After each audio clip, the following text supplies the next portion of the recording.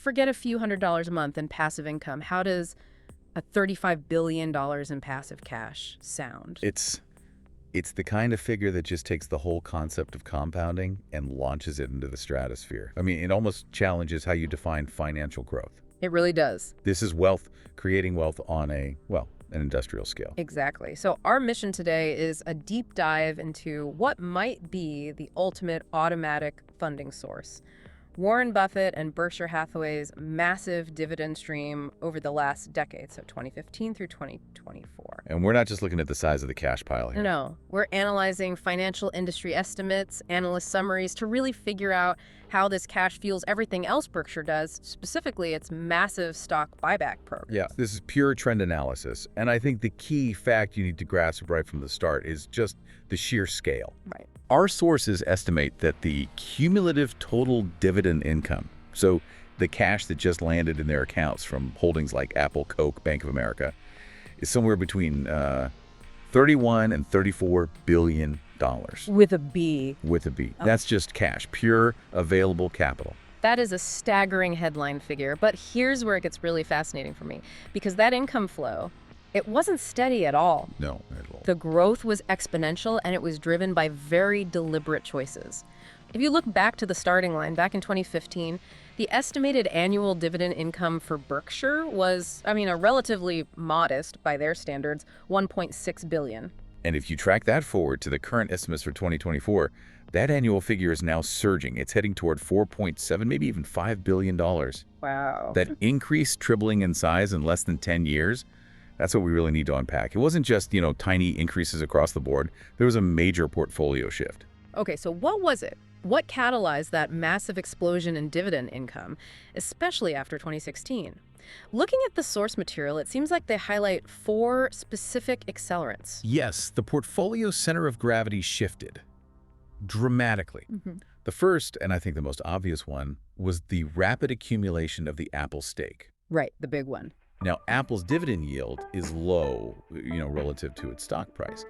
But the sheer gargantuan size of the holding meant that even that modest yield translated into billions.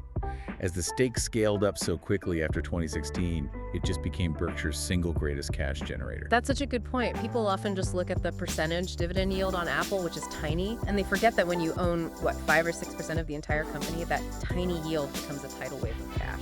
Exactly. The second accelerant was the massive stakes they accumulated in the financial giants. We're talking primarily Bank of America and American Express. And these companies are known for reliable dividend growth. But crucially, they recovered so strongly after the great financial crisis, which allowed them to just hike their dividends significantly during this period. 2 down, 2 to go. What's number 3? Number 3 was the post-2020 surge in energy dividends. Berkshire got really aggressive, building positions in giants like Chevron and Occidental Petroleum. Right, during all that market volatility. Yes, around 2020. And as the energy market rebounded and, entered that period of super profits, their dividends surged. That added a huge late-stage boost to Berkshire's cash flow. And the 4th accelerant? Well, the sources cite the foundational stability, the long-term consistent dividend hikes from bedrock holdings. Think Coca-Cola. Various utility interests. The old reliables. The old reliables. They aren't the dramatic growth stories like Apple or Chevron, but that decades-long commitment to dividend increases, that provided a base that just compounded year after year. It kept fueling the machine. So if that's the big picture of the growth, let's zoom in.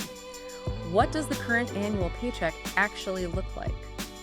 By looking at the approximate 2024 breakdown, you can get concrete examples of which companies are writing the biggest checks. The 2024 snapshot is really illuminating. It reveals that the largest holding, Apple, is not the largest cash generator. It's not. No. The leader, estimated to contribute over $1 billion a year, is Bank of America, at approximately $1.07 billion. Wait, Bank of America is the highest dividend payer. That seems, counterintuitive when Apple is so much more valuable as a holding.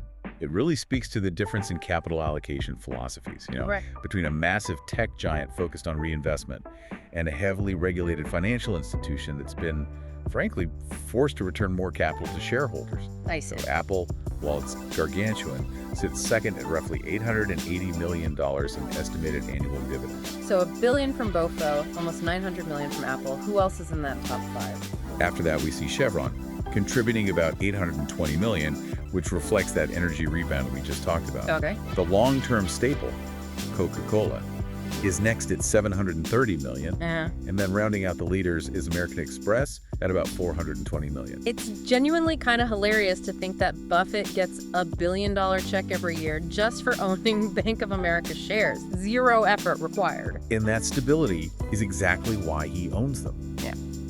When you connect these specific companies back to Buffett's philosophy on dividend payers, they all share these common threads. He targets companies with highly predictable cash flow. Predictable, right. They tend to have long histories of dividend growth, and most critically, they have to possess pricing power. Okay, let's expand on that. How does a company like, say, Coca-Cola or Apple show pricing power in a way that generates that predictable cash, even when the economy gets rough? Well, think about it like this. Coca-Cola is a perfect example. A 5% price increase doesn't send consumers flocking to some alternative. No, not at all. It's brand loyalty, it's market dominance. It allows them to pass cost increases right to you, the consumer, without really losing market share. And that stability in revenue means their cash flow is predictable, making their dividend payout safe, reliable, and always growing. That's the definition of foundational cash. And Apple fits that definition too, right? I mean, even if the economy slows down, millions of people are still going to upgrade their phones or pay for their services. They can raise the price of an iPhone without severe demand destruction. Precisely. That's what defines a quality dividend payer for Berkshire. It's not about the highest yield. It's about the highest certainty of yield, coupled with that ability to stay profitable no matter what. And that other $600 million from holdings like Moody's and Kraft Heinz, that just reinforces the focus on entrenched market leaders. Okay, so let's pivot. We've talked about the incoming cash, this incredible dividend stream. Let's talk about the outgoing cash. We know that over the same 2015 to 2024 period, Berkshire's biggest capital allocation decision has been, well, stock buybacks, share repurchases. That's the other side of the ledger, for sure. Berkshire has spent a massive amount of money buying back its own shares, especially since 2018, when they saw them as undervalued. So if we compare the scale of that passive income to the scale of the share repurchase spending over the whole decade, we can start to see the relationship. How much did that, say, $35.1 billion dividend stream essentially fund of the total buybacks? Right, so we look at the two key cumulative numbers for that 10-year period. The estimated cumulative dividends received was about $35.1 billion. The estimated cumulative repurchases, though, total a much larger $78.1 billion. $78 billion in buybacks. That is just an enormous amount of capital to allocate purely to reducing the share count. It is, and when you run the ratio over the full decade, the estimated share of those buybacks funded by dividends is approximately 45%. 45%. So it provided a foundational, significant contribution.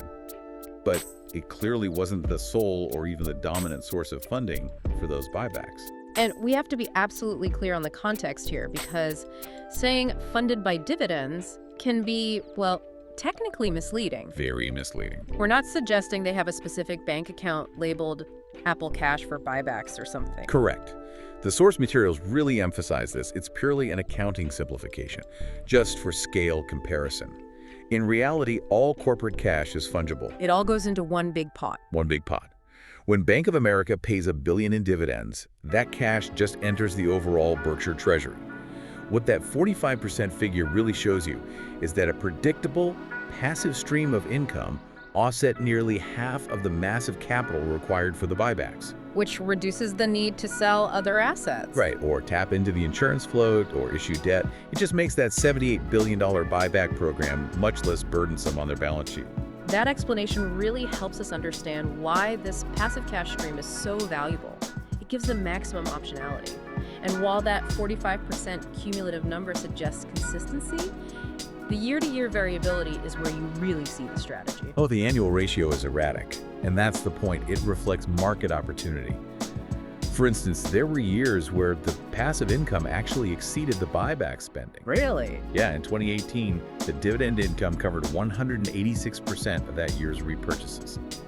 And the estimates for 2024 look pretty similar, possibly reaching 179% coverage. So in those years, the money just rolling in from Apple and Coke was more than enough to cover the decision to repurchase shares, leaving billions left over to deploy somewhere else. Exactly. It shows that in years where management didn't find the shares particularly undervalued or maybe didn't have a compelling acquisition, the dividend stream covered pretty much all the capital return activity. Okay, now contrast that with the peak repurchase periods. Well, the buyback spending soared in 2020 and 2021. That's when Berkshire saw maximum market volatility and, opportunity. Right in the middle of the pandemic chaos. Exactly. In 2020, they bought back nearly $25 billion worth of stock. The passive dividend income only covered 13% of that massive outflow. In 2021, it was only 14%. That high variability really demonstrates it. The dividend stream provides the reliable fuel, but management is using the throttle aggressively based on how they see the market. That's a perfect way to put it. When they see a deep opportunity, like their own stock being cheap, they tap into the entire corporate treasury, not just the passive income. Correct. The income is foundational, but the strategy is responsive. Now, before we conclude, we really have to make sure you understand the limitations of these figures. Absolutely. We're using analyst summaries here based on public share counts. This isn't internal SEC filing data. Precisely. And we're reiterating that these figures are excellent for trend analysis, for understanding direction and scale, but this is not forensic accounting. They align with Wall Street consensus, but they are industry estimates. And they generally exclude complex things like special one-time dividends. Right. But they tell the story of the decade very, very clearly. So let's bring this back to you, the listener. The key insight here is that this staggering stream of passive income generated from these reliable, high-quality companies, it fundamentally changes the decision-making process at a place like Berkshire. It's not the dominant source of capital, but it's the most stable, the most predictable source.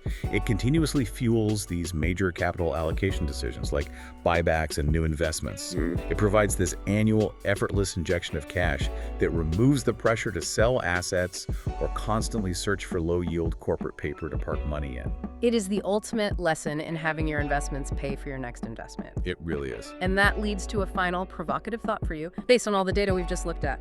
Okay, so we established that the cumulative funding ratio for buybacks via dividends was about 45%. Now, given that the buyback volume is highly volatile and the dividend income is predictably growing toward that $5 billion mark, Right. what percentage shift in that 45% ratio would signal a major change in Berkshire's long-term strategy?